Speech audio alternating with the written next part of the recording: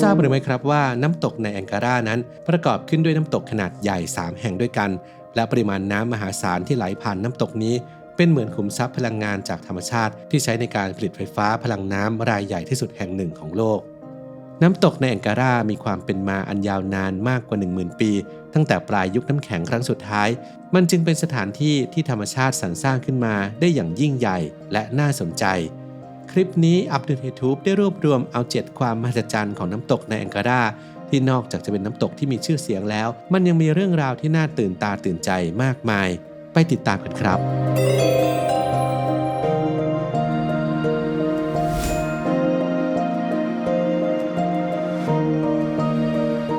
1. น้ำตกจากยุคน้ำแข็งครั้งสุดท้ายคาดกันว่าน้ำตกในแองการาก่อตัวขึ้นตั้งแต่เมื่อ 12,500 ปีก่อนซึ่งย้อนไปได้ไกลถึงยุคน้ำแข็งครั้งสุดท้ายโดยทานน้ำแข็งวิสคอนซินซึ่งเป็นแผ่นน้ำแข็งขนาดใหญ่ที่ปกคลุมพื้นที่ส่วนใหญ่ในทวีปอเมริกาเหนือมีความหนาประมาณ 2-3 กิโลเมตรคาดว่าเริ่มก่อตัวในช่วง 12,000 ถึง 25,500 ปีก่อนหรือเรียกอีกอย่างหนึ่งว่าช่วงปลายยุควิสคอนซินในอเมริกาเหนือ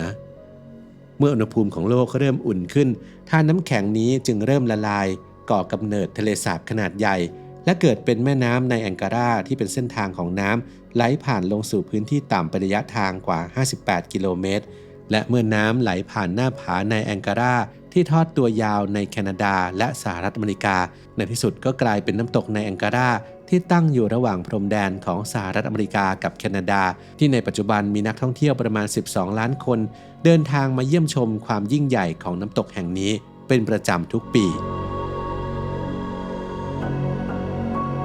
2. ประกอบด้วยน้ำตกขนาดใหญ่3แห่งที่จริงแล้วน้ำตกในแองการาประกอบไปด้วยน้ำตก3แห่งที่แยกจากกันได้แก่น้ำตกที่ใหญ่ที่สุดและมีชื่อเสียงมากที่สุดอย่างน้ำตกเกือกม้า Horseshoe Falls หรือน้ำตกแคนาดาเนื่องจากตั้งอยู่ฝั่งแคนาดามีความสูงประมาณ51เมตรกว้างประมาณ823เมตรและน้ำตกอีก2แห่งที่สูงใกล้เคียงกันราว 27.5 ถึง 36.5 เมตรคือน้ำตกอเมริกาตั้งอยู่ในฝั่งสหรัฐอเมริกากว้างประมาณ 286.5 เมตรและน้ำตกไบรดัลเวลน้ำตกขนาดเล็กที่อยู่ใกล้เคียงกันกว้างเพียง14เมตร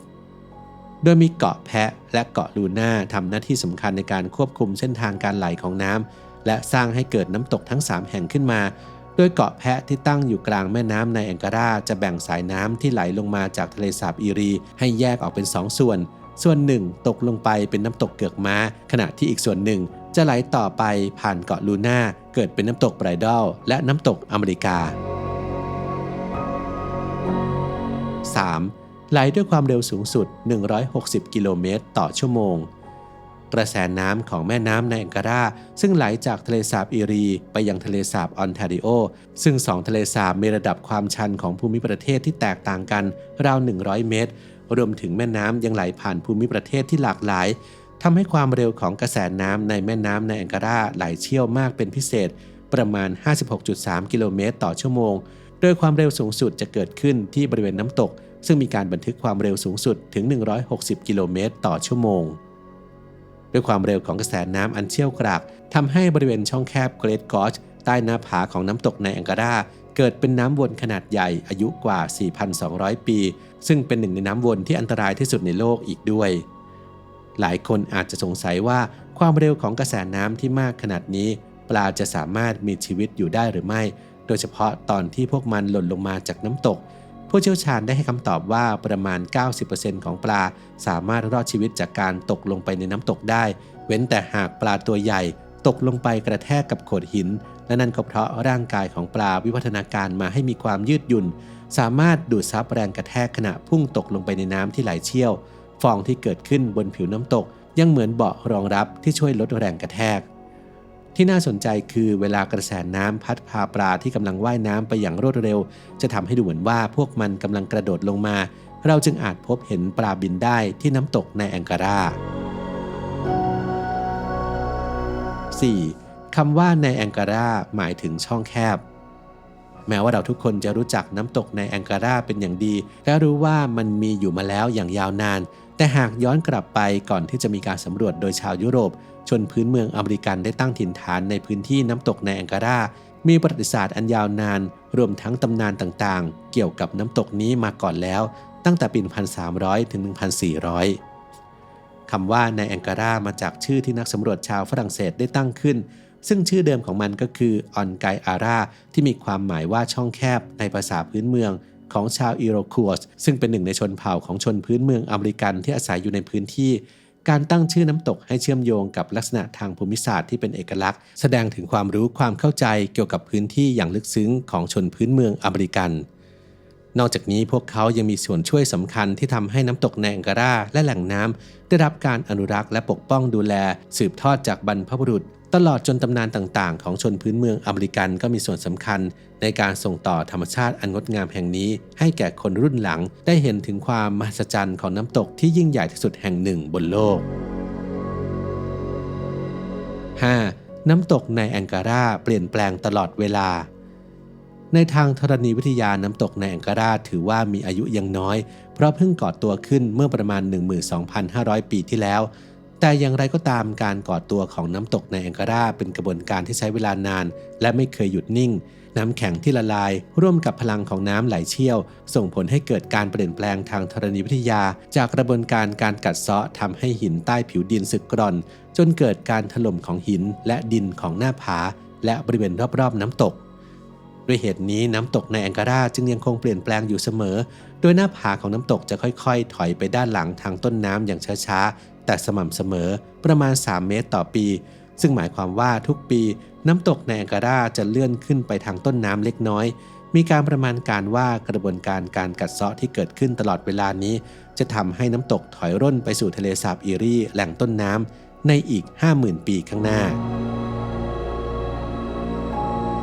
6. ปี 1969 น้ำตกบางส่วนเคยถูกทำให้หยุดไหลมาก่อนในปี 1969 น้ำตกอเมริกัน1 ใน 3 น้ำตกที่ประกอบเป็นน้ำตกในแองการาถูกทำให้เหือดแห้งโดยการสร้างเขื่อนกั้นน้ำเบี่ยงน้ำไปฝั่งแคนาดาเพื่อให้วิศวกรและนักธรณีวิทยาได้ทำการศึกษาการพังทลายของหินและตรวจสอบความเป็นไปได้ในการหยุดยั้งการกัดเซาะของน้ำตกส่งผลให้กองหินที่ปกติแล้วจะมีน้ำไหลผ่านโผล่พ้นน้ำขึ้นมาเป็นระยะเวลา6 เดือนนับเป็นครั้งแรกในรอบ10,000 กว่าปีที่สถานที่แห่งนี้มีน้ำเพียงหยดเล็กๆเท่านั้นและมันยังส่งผลให้น้ำตกเกือกม้าไหลแรงกว่าที่เคยเมื่อเปลี่ยนเส้นทางน้ำได้แล้วนักธรณีวิทยาได้ทดสอบและตรวจสอบประเภทของหินซึ่งทำให้ตระหนักว่าหากปล่อยไปตามธรรมชาติโดยไม่ดำเนินการใดๆจะไม่มีน้ำตกอีกต่อไปโดยเฉพาะน้ำตกอเมริกันที่จะกลายเป็นพื้นที่แบนราบในอนาคตแต่คาดว่าน่าจะไม่เกิดการเปลี่ยนแปลงลักษณะเดียวกันนี้กับน้ำตกเกือกม้าเมื่อน้ำแห้งหลายๆอย่างที่เคยอยู่ใต้น้ำก็ผุดขึ้นมาเจ้าหน้าที่พบศพ2 ศพซึ่งถือว่าน้อยมากหากพิจารณาจากประวัติของการเกิดอุบัติเหตุและตัดสินใจจบชีวิตตัวเองที่น้ำตกแห่งนี้เหล่าวิศวกรและนักธรณีวิทยาได้ทำแผนที่และวิเคราะห์ความเครียดรวมถึงแรงกดดันของหินที่มีการติดตั้งเครื่องมือเพื่อตรวจสอบการเคลื่อนตัวของหินในหลายจุดรวมทั้งเครื่องมือวัดแรงดันน้ำบนรอยต่อหินติดตั้งสลักเหล็กและสายเคเบิลช่วยเสริมความแข็งแรงให้กับหินและมีการเจาะรูระบายน้ำเพื่อระบายแรงดันน้ำช่วยป้องกันไม่ให้เกิดความเสียหายต่อโครงสร้างของน้ำตกเมื่อการศึกษาและการติดตั้งเครื่องมือเสร็จสิ้นเขื่อนชั่วคราวก็ถูกรื้อออกและน้ำกลับมาไหลอีกครั้งน้ำตกอเมริกาก็กลับสู่สภาพเดิมสิ่งที่เพิ่มเติมขึ้นมาก็คือมาตรการควบคุมการกัดเซาะอย่างต่อเนื่องและจริงจัง 7. แหล่งผลิตไฟฟ้าที่ใหญ่ที่สุดในรัฐนิวยอร์กในทุกๆวินาทีน้ำตกในแองการามีน้ำไหลผ่านมากถึง 3,160 ตันในช่วงที่มีการไหลสูงสุดในฤดูร้อนและฤดูใบไม้ร่วงจะมีปริมาณน้ำมากกว่า 700,000 แกลลอนไหลลงมาทุกวินาทีตัวเลขเหล่านี้ไม่ใช่แค่เพียงการแสดงถึงการมีมวลน้ำมหาศาลเพียงอย่างเดียวเพราะในอดีตมีใครบางคนมองเห็นว่านี่คือขุมทรัพย์แห่งพลังงาน